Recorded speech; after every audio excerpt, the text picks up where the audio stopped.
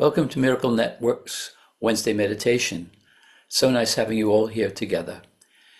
If you're on YouTube, don't forget to click the subscribe button below to receive updates and notifications. Today we're joined by Annie Campbell, who will lead us in meditation. Then we have 20 minutes silence. After that, we'll open it up for sharing. Over to you, Annie. Thank you, Dan, and thank you everyone for being here. It's such a wonderful gathering. We so love doing this every time. It's so connecting and wonderful. And thank you, Miracle Network, for hosting us, as always. It's such a pleasure to be here too. And I would like today to share a little bit, one of my challenges. I've been practicing the course a while now, but I I love the phrase, and it's in the text. It said, trust would settle every problem now.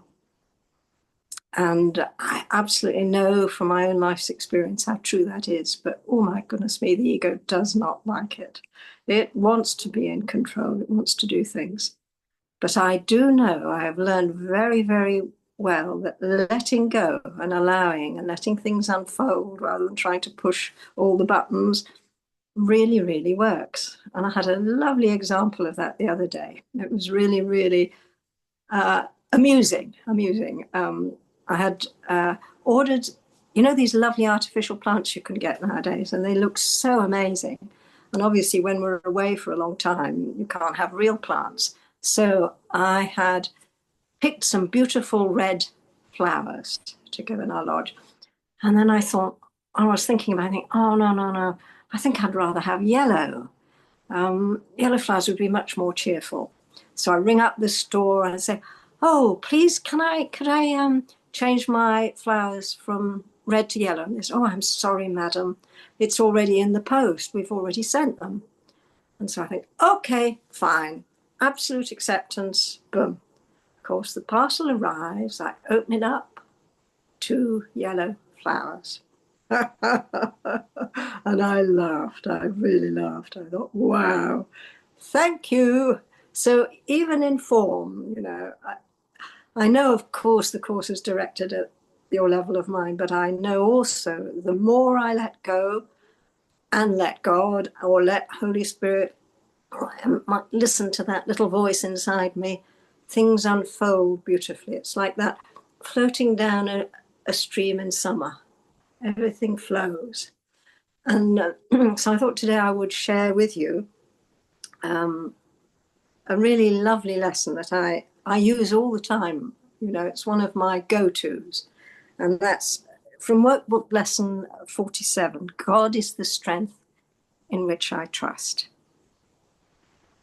God, and I would invite you now, if you like, to close your eyes, take a nice deep breath, get nice and centered, put aside all the worries of the day too. Breathing, I learned very early on that if you breathe in for 5 and out for 7, you trigger your oxytocin system in your body, and it allows you to really to chill and relax. So I invite you to do a nice bit of breathing to center yourselves. God is the strength in which I trust. If you are trusting in your own strength, you have every reason to be apprehensive, anxious, and fearful. What can you predict or control? What is there in you that can be counted on? What would give you the ability to be aware of all the facets of any problem and to resolve them in such a way that only good can come of it? What is there in you that gives you the recognition of the right solution and the guarantee that it will be accomplished? Of yourself, you can do none of these things. To believe that you can is to put your trust where trust is unwarranted and to justify fear, anxiety, depression, anger, and sorrow. Who can put his faith in weakness and feel safe? Yet who can put his faith in strength and feel weak? God is your safety in every circumstance. His voice speaks for him in all situations, in every aspect of all situations. telling you exactly what to do, what to call upon, and how to call upon his strength and his protection. There are no exceptions because God has no exceptions. And the voice which speaks for him thinks as he does. Today, we will try to reach past your own weakness to the source of real strength. The lesson directs us to spend a minute or two in searching for situations in our life which we've invested with fear, dismissing each one by telling yourself, God is the strength in which I trust.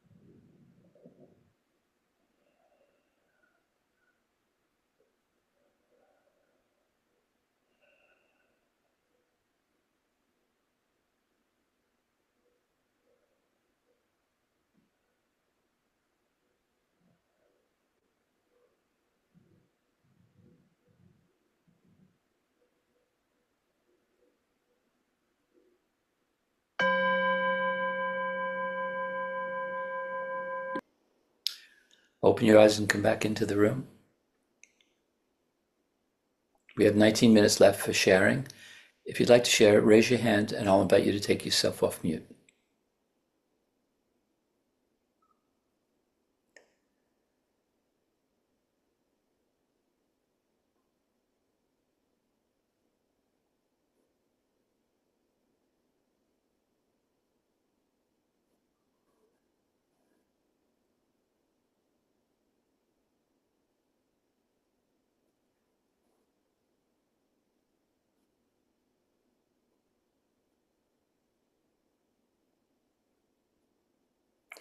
Barbara.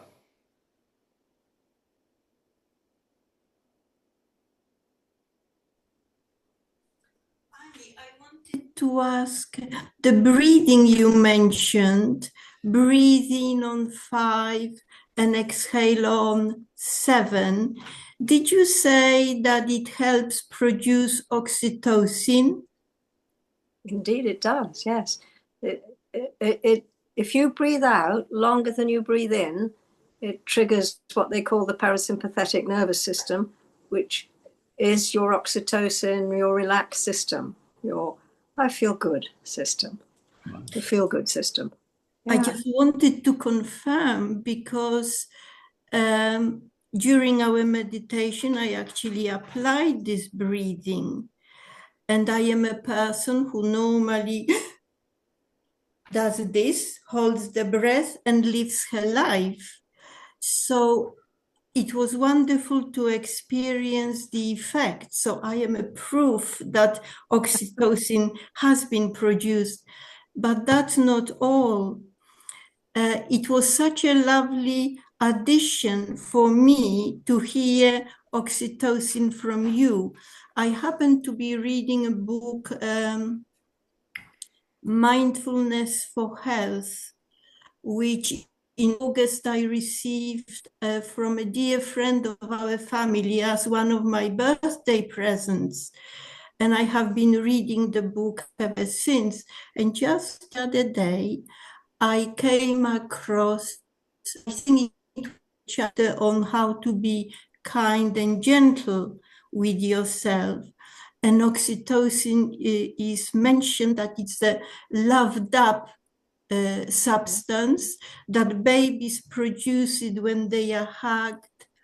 And whenever any exchange of love happens, oxytocin is there. So bless you, it's so meaningful. I'm going to take the book with me to Cafe Costa today. Every Wednesday, a group of us meets there, and I'm going to read them and tell them about your breathing. So bless you.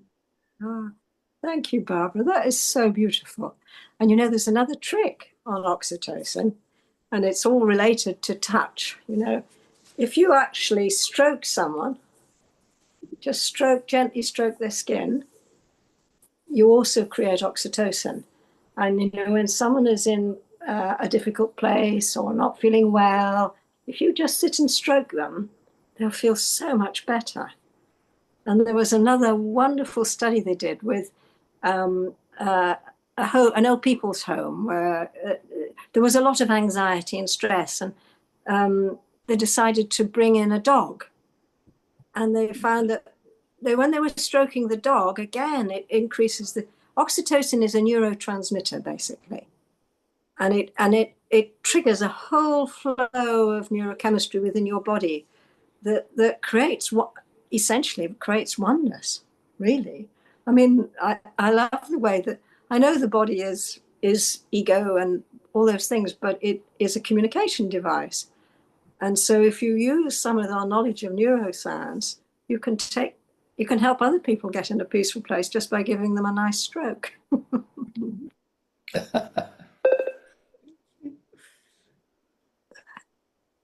Would like to share?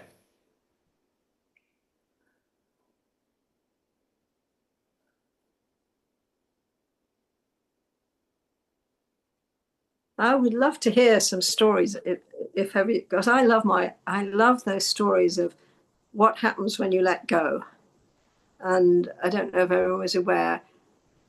Me and John met essentially on a dating site. And it was only when I let go, I'd been dating for a decade since my previous husband had passed into non-physical. And it was only when I let go and said, okay, I'm quitting dating, that's it. But I kept the one up, I kept spiritual singles up. And I said to myself, I'll only respond if someone is a Course in Miracles student. And 2 days later, up pops a little wink from somebody called Born Free. And I look at his profile, it's all Course in Miracles, Course in Miracles, Course in Miracles, Course in Miracles. And we get on the phone and have a chat. I just send him my phone number immediately because I trust, even if there was no chemistry, we would be friends, that it would be, and it's such a challenging mind training process. And I thought, oh my, this is wonderful. And when we get to talk, we discover we're actually booked into the same network meeting. That's when we were meeting live in London, in down near High Street, Ken. And we were due to meet anyway. You know, the coincidence coordinator was at work. But do share some stories, because they're wonderful stories to share. It gives people an understanding of how the Course actually works in practice. And it really does work. Life flows beautifully. The more you accept and let go and let God, the intuitive voice, lead you, the more life will flow more easily. Are you, and then Linda. Thank you, Annie, for your present. This story is not that pretty, like you said, but my evidence that successfully letting go of is there. It's very clear when I speak to my mother, especially, and some other cases. But I used to have a lot of sweat and armpit underneath the armpit whenever I speak to my mother, and then more intensely apply this Course in Miracle to say, I use imagination, but also if there's something difficult, things come up, I try to use the word, what do you say? It's interesting, rather than that made me trouble. I just say, oh, that's interesting, and how can make this be amusing, fun, or playing the game rather than fighting against. Oh, this is a trouble, I got to do something with it, rather than think that way. Oh, that's interesting, or how can it make it amusing, more playful? And then, and of course, use imagination of a light being. And I've noticed I have less and less sweat and armpit. And it still has the occasionally, but that's kind of good benchmark for me that sometimes surprise myself. Oh, I'm not having so much sweat. So that's the story to share. Oh, but I, So it's working. Yes. yeah, that's a beautiful story, because in the end, the most important thing is to use it within our relationships. No, that is so inspiring. Yes, and then less and less not wanting to speak with my mother. It is okay. It's okayness. She has to never change. She will never change, but it's okay. Okayness is slowly come to me, which is nice, good. So thank you. Thank you. And Linda? Take yourself off mute.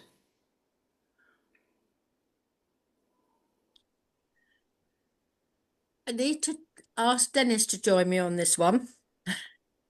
So I'm going to ask Dennis to speak. It was we'd known each other spiritually for years and years and years. We had a really good friendship, relationship, and then it fell apart. And Dennis moved on and moved down to Dorset. And I'm going to let Dennis carry on from there, because he trusted by Yes. phoning me one day. Now, he was expecting me to just put the phone down. Dennis, carry on about your house and everything. Yeah, I phoned Linda. I was living with somebody in the house and it wouldn't sell. We didn't have any buyers and we dropped the price and just waited and waited for a year and it still didn't sell. So I phoned Linda on the off chance and spoke to her and she said, "Have you asked for help?" And I thought, I asked for help for everybody else, but never did it for me. So I did ask for help. Within 3 months, the house was sold.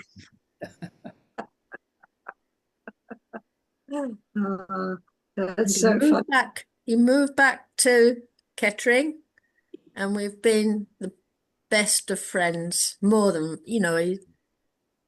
he's such a companion. Yeah. So he was expecting me just to put the phone down. And yeah, I didn't. So the fact that he trusted to phone me, and I've had the best friend I could have ever asked for. So I just wanted trusting. Dennis trusted and has sold the house immediately. Yeah. Oh, thank you, Linda. So it's a joint one. Absolutely. And Dennis, would you like to share?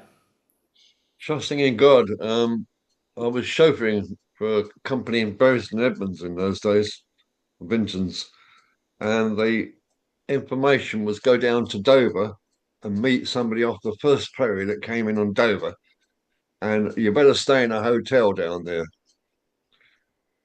And in those days, Dover was a dot, and there was no map or anything like that. And I thought, well, what shall I do?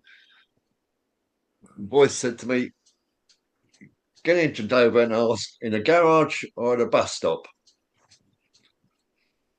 So I got into Dover and there was a woman waiting at the bus stop. And I said, "Excuse me, could you tell me where such and such a hotel is?" She said, "I'm just going there. I work there." I said, "Jump in."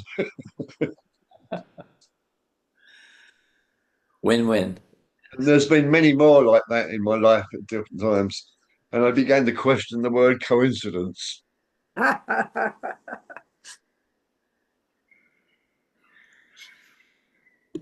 I can still remember I was walking the dog over fields when Dennis phoned, and it was a lovely day or evening. I'd been to work and was walking my dog.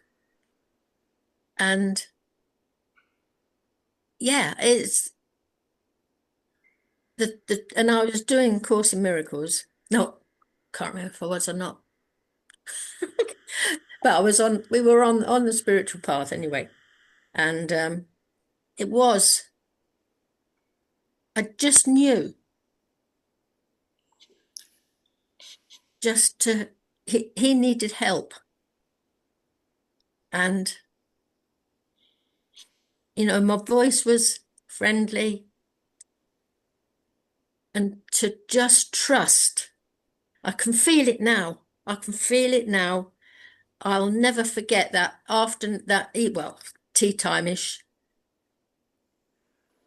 I'll never forget that because, yes, he was expecting me to put the phone down. He told me later. And I just said, "Have you asked for help?" Oh, that's wonderful. Wonderful. I'll never forget that, the whole feeling and the trust that we'd be friends. It's so important to remember to ask, isn't it? Ask for help. Ask. It is. Yeah. Yeah. I think I need to talk to myself about that at the moment. I'm having family issues with my children. And yeah, I'll trust and ask for help. Yeah. Thank you. Thank you for bringing all this up for me. Thank you. Esther, did you want to share? Thanks, Dan. Thank you very much, Annie. How lovely to hear you. And I love the lesson. God is the strength in which I trust. And just remembering that when the ego wants to hijack the show. It was interesting talking about letting go and letting God, and then everything flows. And I was speaking to someone last night, and they got some issues going on. They left a job and they regret leaving the job, and they're doing this level 5 in counselling and CBT, and I rang him back, and he's quite down, and part of me didn't want to ring him back because I'd had a heavy day, and I thought, don't need another heavy conversation to finish off the day, but I thought, let me phone him. And he didn't pick up, and I thought, thank goodness for that. And then he rang me back 5 minutes later, and I thought, I better pick up. So I picked up, and he was having a download, and he wasn't happy, and I could hear it in the tone of his voice. And then he said to me, well, if you just told me how difficult it was, and he was doing the blame game. And do you know what was amazing? What I loved is I didn't flinch. I didn't go to that place of taking it personal, didn't personalize it. Now, the old Esther, boy, she'd have had a field day with that. That would have stayed on my mind the whole night. I wouldn't have slept right. I'd have thought, he said this and blah, blah, blah, and I'd be off and running. And I was able just to think, do you know what? If we're upset, the upset's in that person who's going through a tricky time, and just sending that love and peace and joy that I want for myself. If I believe in the oneness and not the separate self, why would I want anything different for him? So I was able to let go and let God, and just pray for him, just to offer him up, and just in a loving way. And that is a miracle for me. So thank you very much. And I love that you're talking about the dating site and owning that. I went on a dating site, and I thought, I can't connect. I need something kind of spiritual, just some kind of spiritual connection. Yeah. Otherwise you're talking a different language. And today it's the language of the heart. So Annie, it was just a joy to hear you. Thank you so much. Oh, pleasure, Esther. Thank you for sharing. Lovely story. Thank you.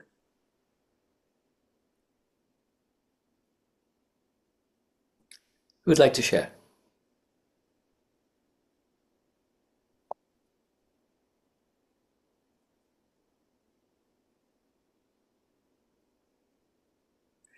John.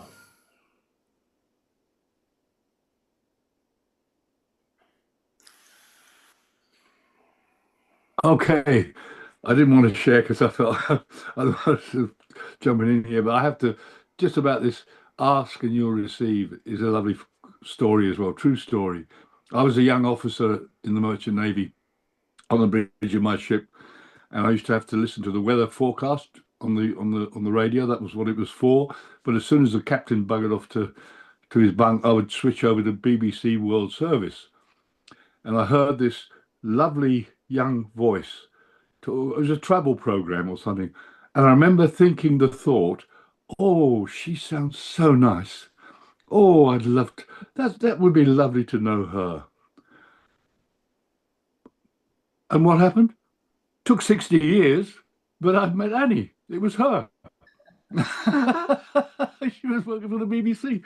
and I thought, the spirit knows well, you see, because if they'd have put us together at that time, Annie wouldn't have wanted to know me, I'll tell you that for sure. So I had to clean out the baggage from my past, as the 12-step says. So I just wanted to say that story. Spirit knows when, where, all the rest of it. I know nothing. Thank you, Annie, and everybody. I love you all. Yeah, thank you, Annie. That was wonderful. And take yourself off mute. Show your appreciation to Annie. Oh, thank you, Annie. Thank you, Annie. Really Thank you. lovely. Thank you, Annie. Love the flower story as well. Thank you. Lots of love to you all. Thank you.